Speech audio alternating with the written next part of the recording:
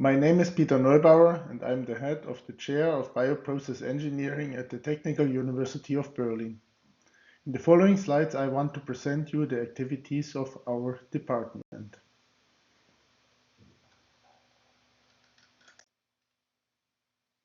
Our group consists of 6 laboratories that focus strongly on methodological development, but also apply new technologies in interesting and exciting bioprocesses. Our activities range from industrial processes in the field of circular bioeconomy to the production of sophisticated proteins in the biopharmaceutical field. We also have a biopilot plant in which we can carry out cultivations on a scale of up to 100 liters, including all downstream processing steps. A special development is our fully automated future laboratory, known as Kiwi Biolab. In this laboratory, we are pursuing the vision of fully autonomous bioprocess development. This exciting project will be presented in a separate lecture by my colleague and head of this lab, Nico Cruz-Bonasso. Over the years, our department has been associated with 3 company spin-off projects, and we have founded 2 non-profit organizations, namely the Biopat e.V., which organizes this forum, and the BioProScale e.V., which hosts the International BioProScale Symposium as the world's leading scientific conference on bioprocess scale-up and scale-down. The next 8th symposium will take place here in Berlin in April 2024. This slide is quite old, but shows the basic strategies of our laboratory. All our projects and considerations start by considering the characteristics of the bioprocess at the targeted industrial scale. The conditions in this process dictate the whole developmental process. Based on the technical parameters of the industrial process, we define the scale-down systems and the conditions to be used in the lab. We use sophisticated analytical methods to understand the cell physiology and, most importantly, define the scale-down criteria based on the biological properties. New types of products and cell factories are characterized using mathematical models in our high-throughput facility. These high-throughput experiments are typically used to calibrate the parameters of the model, which is challenging due to the time dynamics and the effects of history. The tight integration of parallel, well-controlled cultivations with rapid analytics is key to performing this parameterization while the process is still running, and to implement feedback control strategies with the aim to extract the best possible information from such an experiment.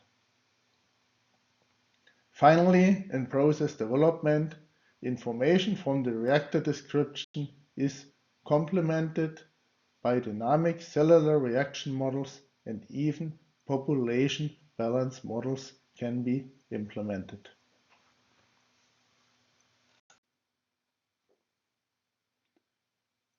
Over the years, our group has dealt with a variety of microorganisms in the context of scaling strategies.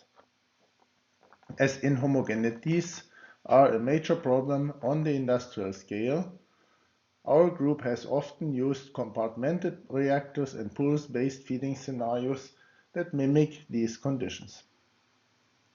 This work on large-scale processes has also led us into the field of characteristic processes and circular bioeconomy. In terms of products, we have worked with a large number of difficult-to-express proteins, the most actual group being the hydrogenases, which are interesting in terms of hydrogen production or utilization, and they have very complex structure. Other proteins from our recent projects include nucleoside-modifying enzymes, ribosomal and non-ribosomal antimicrobial peptides, antibody fragments, elastins, and proteins with incorporated non-canonical amino acids. In the field of connected bioprocesses, we are also working on unsaturated long-chain fatty acids such as docosahexaenoic acid and on polyhydroxyalkanoates as interesting biosynthetic and fully biodegradable bioplastics. In the right-hand column, you can see some of the technologies that we have developed or that we have adapted together with our industrial partners, such as different kinds of scale-down bioreactors and in particular novel sensor systems such as the SOPAT inline microscopy and the PDW spectroscopy.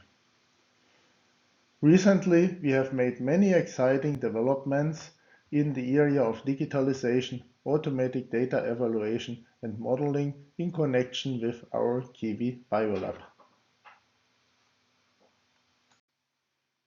In our Smart Bioproduction Grids group, we are interested on the flexible and efficient use of available feedstocks from the food, agricultural, and forestry industries. Our strategies include to apply in these processes modular concepts, for instance in the form of plug flow reactors, to separate the different biological reactions.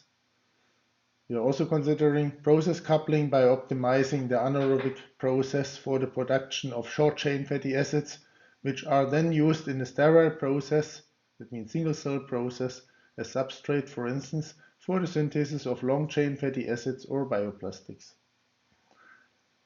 Furthermore, we are interested in processes with two or even more organisms, so mixed cultures, and the possibilities of how to control such complex processes. In this group, we have used a wide range of stainless steel and single-use bioreactors and also a wide range of sensor technologies. Finally, if we consider biorefinery concepts and connected processes, in such projects we have also used life cycle assessment to evaluate the impact and the criteria for optimization. Here I would like to shortly go into a little bit more detail into the area of difficult to express proteins. Despite functional protein expression is a standard technology today, many proteins are still difficult to express in reasonable amounts. This is, for instance, superlarge proteins, proteins with heteromeric domains, strongly reduced proteins, proteins and peptides with post-translational modifications, proteins with overrepresented amino acids, or if non-canonical amino acids are incorporated, or even protein with cofactors. We have been successful here by not only considering genetic factors, but applying very strictly controlled cultivation conditions to keep the cell in a balanced situation.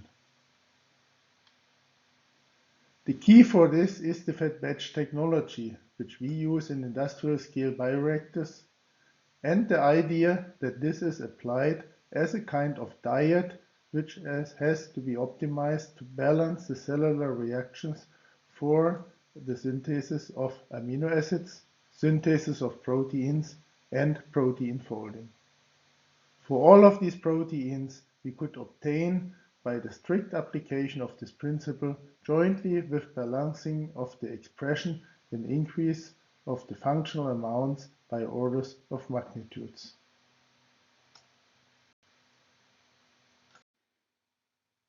One key invention in this aspect was the N-based technology.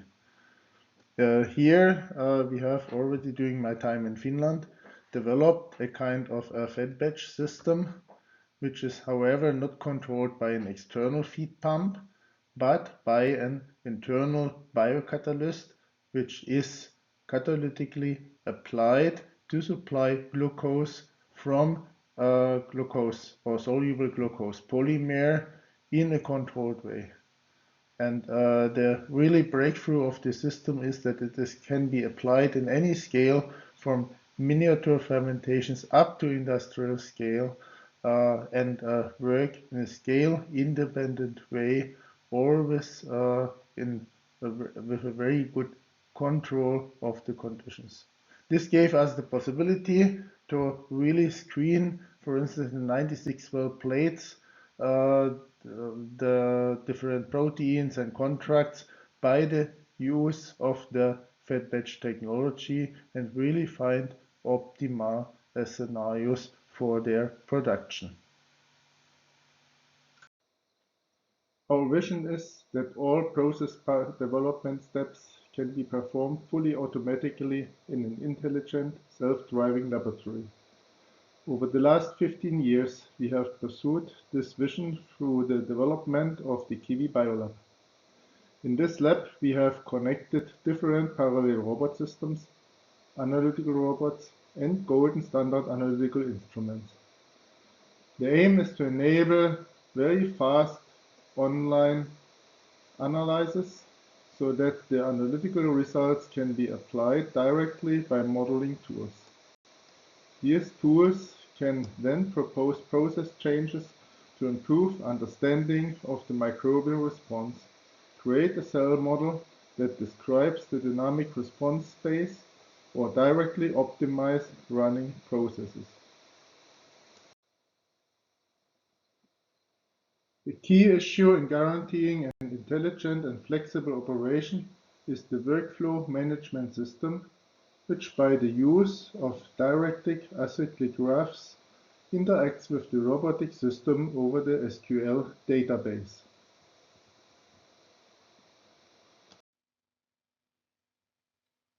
With this slide, I only want to illustrate at the example of hydrogenase that this facility can be then used to screen different clones or conditions fully automatically to boost the functional expression. Currently, we are still establishing the automatic strategies, but soon hope that we can use it not only for our current model enzyme, but for the optimization of other even more challenging hydrogenases. By our projects in the last years, we have learned a lot about the challenges of digitalizing all activities in a lab.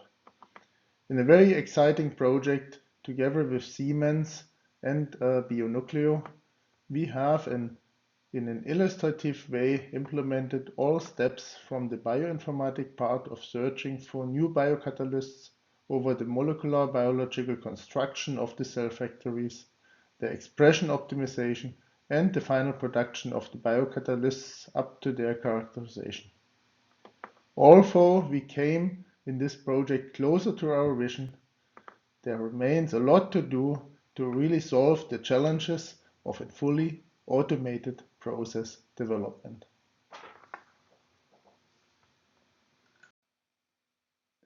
In this short presentation, I was only able to present some of our activities, but I deeply thank to all of our co-workers to really contribute to these exciting developments in bioprocess engineering. And I thank, of course, also all of our partners, the people and organizations who finance our work.